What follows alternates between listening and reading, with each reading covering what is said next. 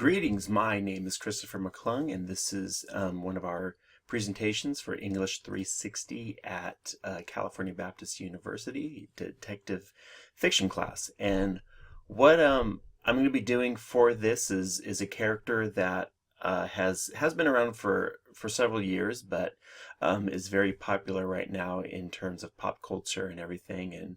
And that is obviously, as you probably can tell, the character of Batman. And specifically, what I looked at is uh, an episode from Batman the Animated Series. This is a show that I grew up with as a kid, and I remember watching it and loving it. And it was animated by DC. It's a DC Comics character, and it was produced by Warner Brothers Animation in 1985. It had a total of 85 episodes. And it's a great series, especially if you're into heroes like Batman and Superman and Spider-Man, all that kind of stuff, but even more so because it's a very grounded in a lot of reality as far as detective fiction and writing goes as well. And I remember taking a creative writing class in high school, and we had to write a television episode, and I chose to use this show as my assignment even for that back then. And I remember my instructor saying like it was a great work of art, and it was a great show that he also enjoyed because, again, it didn't appeal just to kids. It was had good writing that appealed to adults as well. So this particular episode, which is one of my favorites because it's kind of creepy, is called Read My Lips, and it's episode 64 that was aired on May 10th, 1993, and each show runs about 22 minutes long. So for this particular episode, we are introduced to several characters. The first character, obviously, is Batman. He is the hero detective of the show. And the villains are Scarface, who runs a criminal gang. His thugs, one of them is named Rhino. He's an important character. Is pictured there under where it says thugs. And another guy who's almost like a butler, kind of very frantic guy, and Scarface refers to him as the dummy. And the reason why it's such an interesting take for a detective type writing is because Scarface is a very smart criminal. He plans things out very well. And when at first Batman and the police and everybody are stumped as to his robberies and how they're planned and how they go, and they can't quite figure it out until finally Batman is able to capture or corner one of the thugs and, get some more information out of him. And even now, Batman does that through some detective work.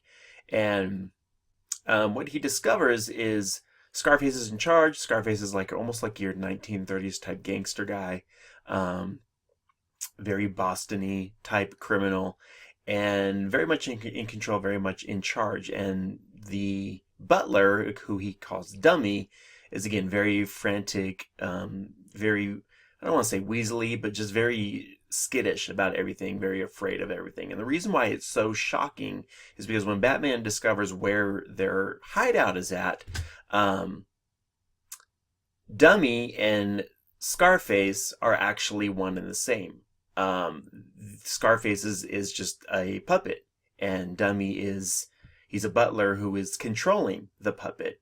And so what Batman detects, or what Batman does through this, is he discovers that his real name is Arnold Wesker, which inevitably he becomes a character unto himself and known as the ventriloquist. But in this particular episode, Batman discovers who he is. And so he's a character who is suffering from multiple personality disorder. And he is an expert ventriloquist, but he's also an expert in criminal intellect. And so what ends up happening is Batman discovers that Scarface, who is leading this gang, is just a puppet, and Arnold Wesker, who they refer to in the show as the dummy, is the one who's actually in control, but doesn't realize it because of his split personality disorder. Like, there really are two separate people living inside his mind. Again, this isn't just kid stuff. It's very interesting stuff. So what ends up happening, I'm trying not to go too long, is Batman discovers one of the thugs, figures, does some detective work by finding out who he is, finds some video footage of him, and finds that one of them has a tattoo of a rhino on him, does some deduction and figures out who that person is, which at the top left there, this guy named Rhino, who he then follows to figure out where the headquarters is. Well, then Batman sneaks in and grabs a hold of Arnold Wesker and corners him and questions him, and the guy's frantic and skittish and totally afraid of everything. And what's odd is you hear Scarface's voice in another room, calling to him, saying, "Get over here, I need help with something." And so Batman lets him go, and he goes in there. Well, eventually Batman, they set up to capture Batman. Batman knows this and gets caught on purpose. And what ends up happening is, in the confrontation where Batman's, tied up and working his way out of, how he's cuffed and everything, like he always does. Batman also knows ventriloquism and begins saying that Arnold the butler was on his side and pitted him against Scarface, and what he does is he makes those personalities clash with one another. And it ends up happening where the thugs, Batman gets loose and there's a big fight, and then so the thugs in that fight end up shooting Scarface, who's the puppet, and Scarface, gets blown up and all this kind of stuff. And so with that happening, Arnold has a total mental breakdown, just in seeing that. And so Batman's able to take him, capture him, and then take him to Arkham Asylum, where all the criminally insane reside. And so in there, you see later on in the episode that the doctors are saying, he seems to be coming along. We get him new medications, and, this other character living inside him, Scarface living inside him, it seems to be going away, and just Arnold is there. Well, then the last scene cuts to where, he's in a wood shop and he's, making his own little projects, and then he flips it over and it's a face of Scarface, and then he takes a knife and cuts it down to make the scar, and the episode just kind of ends on that. Again, just kind of this very eerie thing of it's not the end, type of thing. So very interesting episode. So here's a couple of things that happen. Here's some similarities between Batman and the ventriloquist. First of all, is they are both highly intellectual, very smart guys, able to figure out things, do things, just smart in how they discover and plan. Both of them use a disguise. Batman is known as Bruce Wayne, and the ventriloquist, even though he's not aware of his disguise, he is disguising himself. Arnold is disguising himself as the ventriloquist, as this puppet. So, and both of them can do ventriloquism. That plays into a factor in this particular episode. Batman knows how to do it, not as well as Arnold, but he does know how to do it, and it does help him to make, that clash happen. And then most of these episodes and most of the criminals and Batman, they all take place at night. That's a similar thing, is everything seems to go on at night. Gotham is the one place you don't want to live at night. So, some differences between these two is obvious stuff. Batman's the hero, the ventriloquist is the criminal. Batman's seeking for the good of the people, for the good of the city. The ventriloquist is seeking for his own personal benefit, his own self-needs. Batman uses a lot of technology for his detective work. He uses computers, he uses tracking devices, he uses he uses ultraviolet scanner, all sorts of stuff. He uses a lot of technology when he's trying to solve clues, in the way that Arnold was able to do these crimes was very practical. It was just pen on paper type stuff. We're going to go there, we're going to go here at this time, we're going to get around this guard, break through this wall. Very just pen and paper type of guy.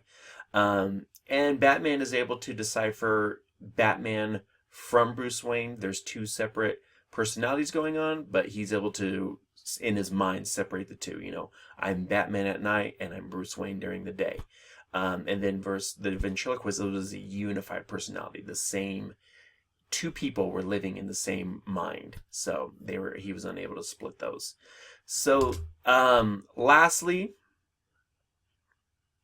how the audience identifies with these characters. One is, just like Batman, we are unaware of how the crimes are being committed. We are absolutely surprised when we find out that the leader of the criminals is nothing more than a wooden puppet. And then we watch, from Batman's point of view, we watch how he manipulates the ventriloquist into tricking himself and capturing him. And how we identify with the ventriloquist is, as Arnold, we have a very real fear of Scarface. He is a tough guy. He is a scary guy. We feel that fear that Arnold feels when Scarface is yelling at him, even though he's got his hand at him, he's yelling at him like this. We feel that. So we also able to see how he takes charge of the gang, how he can be a puppet, and how he can, yell at the thugs and still get them what to do, to do what he wants to do. And lastly, we see Arnold apart from Batman and apart from Scarface. We see him in that asylum trying to, work it through, but it's secretly, having another plan in mind. So that's it. Sorry for this lengthy presentation. I always try to cut these down. I do terrible at it, but that is my assignment, and I appreciate you taking the time to watch this and hope you enjoyed it. Thank you.